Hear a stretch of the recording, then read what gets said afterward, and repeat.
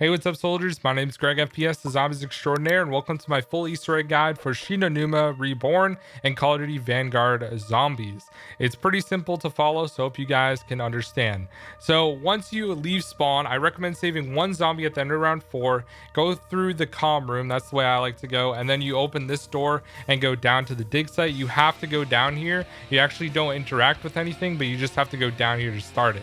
So once you do that, guys, since we saved one zombie, we're going to open up the doctor's quarters and we're going to go and kill that zombie and then go directly back to the doctor's quarters at the start of round 5, because on round 5 we're going to be getting the fast red guys. Inside of the doctor's quarters area, there's this tree with a monument covered in vines. You have to kill 3 of the red guys there to get rid of all the vines. And once you're done that, just end the round and you're ready for the next step.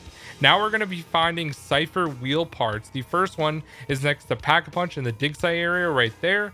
The second part is going to be next to the bunk beds directly under spawn. The Cipher wheel part is right there on that table. And the third and final one, guys, is going to be in the doctor's quarters area. All you have to do is go inside and go all the way to the right. And then this is the smallest piece, and it's like on a small table with a lantern right there. So once you get all 3 of those pieces, you're going to go back to that tree that you got all the vines off of, and you're going to place those Cipher wheels right inside of that stone monument thing that is there. So all you have to do is go up to it. It will automatically place all 3 and you're good to go. This next step is the most complicated. So you're going to find 3 symbols. The first one is going to be under spawn, and all you have to do is shoot this and it will reveal a symbol. The next one is going to be next to Pack-a-Punch on the build table. Now, at this point of the Easter egg, you need a Molotov, or I would recommend having thermite. So as you can see, I got the symbol there, but I would recommend buying thermite with 500 salvage because it's cheaper than a Molotov. But if you were able to pick one up, you're lucky. And then once you get that second symbol, you're going to go to get your third symbol, which is over here in the comm room, and it's going to be sitting right on this table. So now this is the most complicated part of the Easter egg. You're going to take that thermite grenade in the doctor's quarters, and there's this sheet of paper right here that uses invisible ink. Throw your thermite or your Molotov at it, and it's going to reveal symbols. Now, I hope that I can make this very clear for you guys, because this is definitely the hardest step of the whole Easter egg, to be honest. So as you can see, I'm going to pause frame right here. These are all of the different symbols, and the symbols that you got in your game are going to be a different symbol on the wheel. So it's going to show a symbol and then an equal sign with another symbol. The equal sign with the other symbol is what you need to enter on the wheel. So for me in my game, as you guys are going to see on screen right now, it's going to show me with all of the symbols that I got in my game. I pointed to completely clearly, so I know exactly which ones I need to get. So then you go back to the wheel and you enter your symbol that correlated with the symbols that you had on the different pieces of paper.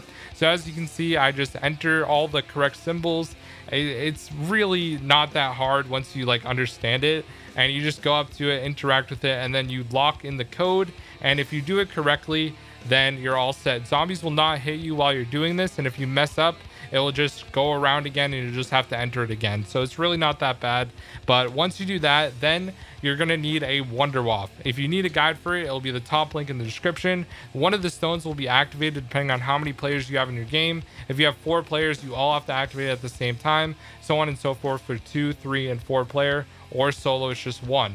There's going to be a bunch of zombies running at you, and what you need to do is kill the regular zombies that are highlighted in blue with the Wonder Waff, and you'll see that their soul will get sucked up right above the monument that's there, and you need to kill a good amount of them. I believe it's 6 per player, so if you're playing in like a 4-player game, it's going to take a lot longer, but just keep killing them with the Wonder Waff. If only 1 player in your game has the Wonder Waff, that kind of sucks. You can get it from the box after round 10, but only 2 per game. So make sure the other players are just killing the different guys with the guns and stuff. And once you're done that, you're all set. You're ready for the next step. So now what you need to do is go over to the flogger area, which is the fishing gun area, activate the flogger, and then stand right here. What's going to happen is zombies are going to get flung into the perk machine thing right here and basically make blood go inside of it. You drink it, and then you need to go and find two different parts to a mirror. So the first one that always seems to be in my game is the comm room, and all you do is go into the comm room, you'll look up into the ceiling and you'll see one of the pieces. Now this piece can also spawn in the doctor's quarters, so just keep that in mind. It's going to be either this one, the comm room, or doctor's quarters, and you pick it up. That's the first part for the mirror. The second one, you have to repeat that process with the flogger, and you're going to get an orb. So you drink this again, and it's either going to be right here next to the box, and that's going to go to the fishing hut.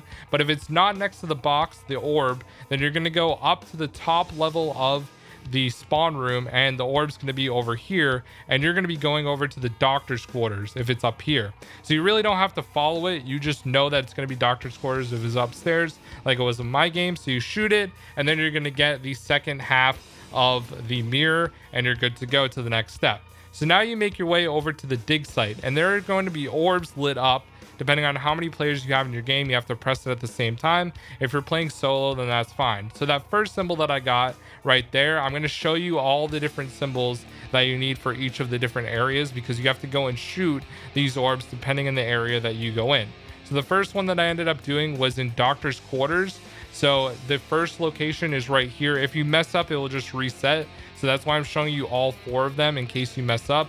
The next doctor's quarters one is going to be over here right next to the entrance, and the last and final spot is going to be over here. Just shoot it with your gun, and if you get all three fast enough, it will go right back to the same thing, and you're done that step. The next one I'm going to show you guys is going to be another one. So this one is the fishing hut area. It's going to spawn on top of that tree. Then you need to go all the way in the back of the fishing hut and shoot it, because it's like out of the map.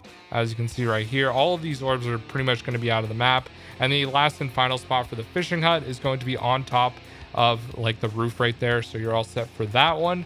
The next one I'm going to show you guys is another location. As you can see, I'm going to look. If you don't know where it's going to go, just watch the orb and it will fly to the location that you need to go to shoot the orbs, in case you're wondering. So this one is in the storage hut. The first one's outside right there. The second location is going to be like way up in a tree. I was surprised I could even hit this one with a shotgun, but it does give you a little bit of leniency. And the last and final spot is going to be inside this hut, which is outside the map, but you can see it pretty well.